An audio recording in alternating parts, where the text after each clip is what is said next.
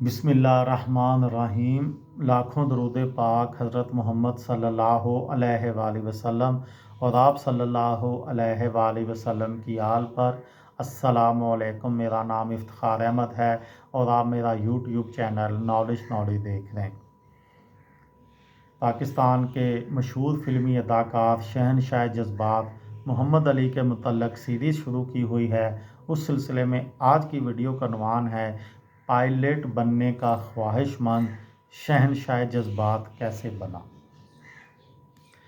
ویسے تو تعلق ان کا انتہائی مذہبی گھرانے سے تھا، مگر جب محمد علی پاکستان کی فلمی صنعت کا حصہ بنے تو انہوں نے اس انڈسٹری کو بام عروج تک پہنچایا، پھر چاہے کردار ہیرو کا ہو یا ولن کا۔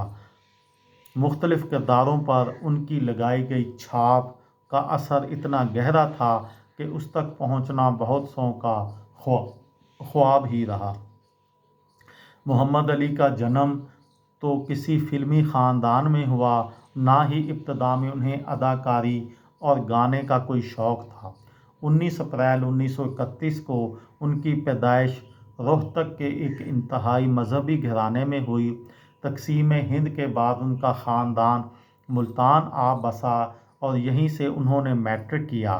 پاکستان میں ان کے والد مرشد علی صاحب کا پہلا مسکن اندرون ملتان کے علاقے گڑ منڈی میں واقع ایک مسجد بنی، مگر پھر چند برسوں بعد یہ خاندان حیدرآباد آباد ہو گیا۔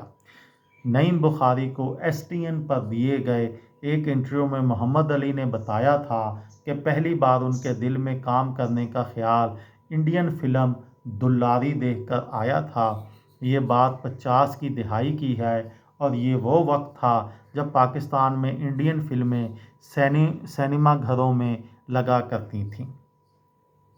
محمد علی نے نعیم بخاری کو بتایا تھا کہ وہ جانا تو پاکستان ایئر فورس میں چاہتے تھے، لیکن حالات انہیں فلموں میں لے آئے۔ روہتک سے ملتان آنے کے بعد محمد علی نے اسلامیہ اسکول میں داخلہ لیا۔ مشہور ڈرامہ رائٹر اصغر ندیم سید کا محمد علی سے ایک قریبی تعلق تھا۔ BBC سے گفتگو کرتے ہوئے اصغر ندیم سید نے بتایا کہ علی بھائی نے اور میں نے ایک ہی اسکول سے میٹرک کیا تھا۔ ایک شفیق بزرگ مرزا مسرت بیگ میرے اور ان کے مشترکہ استاد تھے اور انہی کے توسط سے ہماری ملاقات ہوئی تھی۔ وہ ایک بہت بڑے اداکار تھے اور کمال کے آدمی تھے۔ ان کے گھر ہونے والی دعوتیں بھی ادبی ہوتی تھیں، جن میں فلم والے کم اور زیادہ تر اعلیٰ تعلیم یافتہ لوگ موجود ہوتے تھے۔ محمد علی میٹرک کے بعد ملتان سے حیدرآباد آئے اور کچھ عرصے بعد تھیٹر اور ریڈیو سے منسلک ہو گئے۔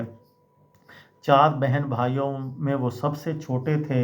ان کے بڑے بھائی ارشاد علی ریڈیو حیدرآباد سے منسلک تھے اور انہیں سب سے پہلے اپنے چھوٹے بھائی کا آڈیشن کروایا تھا۔ اس دوران میں حیدرآباد ریڈیو میں کافی گہما گہمی رہتی تھی۔ ریڈیو پاکستان کے اس وقت کے ڈائریکٹر جنرل ZA بخاری، سابقہ بیوروکریٹ فضل احمد کریم فضلی کے قریبی دوست تھے۔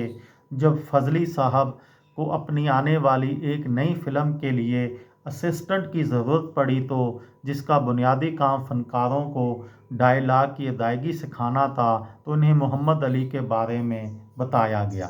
فضلی صاحب پہلے ہی محمد علی کو تھیٹر میں دیکھ چکے تھے، چنانچہ ان کی حمایت دبستان محدود نامی فلم کے لیے حاصل کر لی گئی۔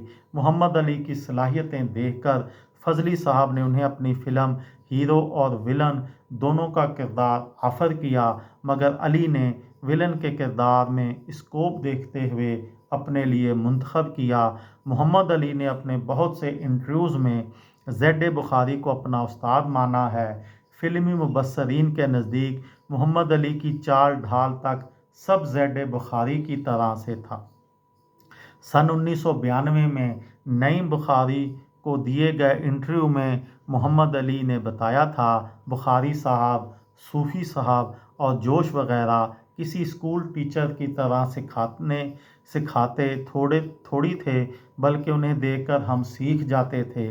उनके बोलने का अंदाज़ क्या है, उनकी महफ़िल किस अंदाज़ की होती है, उनका शेर पढ़ने का क्या अंदाज़ है, तो लफ्ज़ उनका क्या है। जितना मैंने बुखारी साहब को देखा, स्टडी किया, आज मैं जो भी हूँ उन्हीं की वजह से हूँ।